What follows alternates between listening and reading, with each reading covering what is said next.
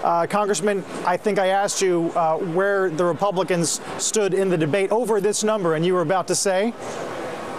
Well, look, every month we add jobs is good, and these numbers beat some pretty low expectations. We're slightly above treading water. There's two concerns we have. One is that we hope this is not the new normal, that because the jobs numbers aren't horrible, that they must be good. Truth is, we ought to be pumping along at about twice these jobs numbers, especially this deep into the recovery.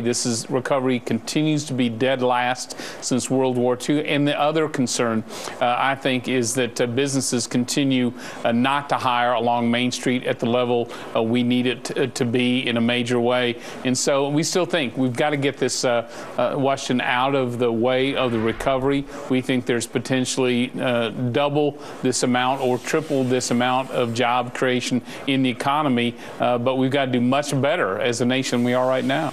Yeah, we had the Labor Secretary on earlier this morning. Obviously, she's always quick to point to Congress as a body that can help the jobs picture in their own way.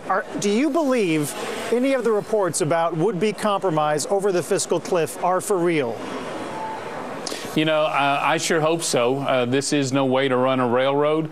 You know, I think if we can take this obsessive talk about higher taxes by the president off the table, I think we'd call a timeout on all just the wave of red tape coming out of Washington. And then, of course, make sure that not only have we stopped the tax hikes, but we've got to deal with this health care issue. Businesses are not hiring because of the president's new law, and it's going to be with us. I think it's going to be a drag on the economy for quite some time. So I'm hopeful that we can work this out before a problem occurs.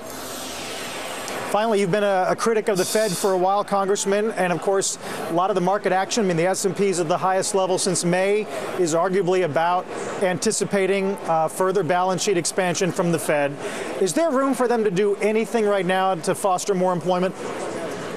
No, not that it is effective. I think absent a collapse of the Eurozone, absent a fiscal cliff, they've really done all that they can do, in fact, too much on employment. I think extending the zero interest rate policy for another year does nothing.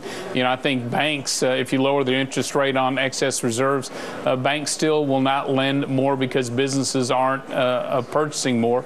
And then finally, I think trying to lower the rates lower long term because of Fed bond purchases, again, that's not the problem. So I really think, you know, absent a crisis from Europe, the Fed needs to step back, and I think leadership at the White House, Congress needs to step forward.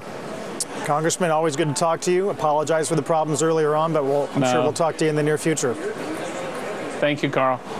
Kevin Brady of Texas in Houston. Meanwhile, Mitt Romney is expected to react to the jobs number.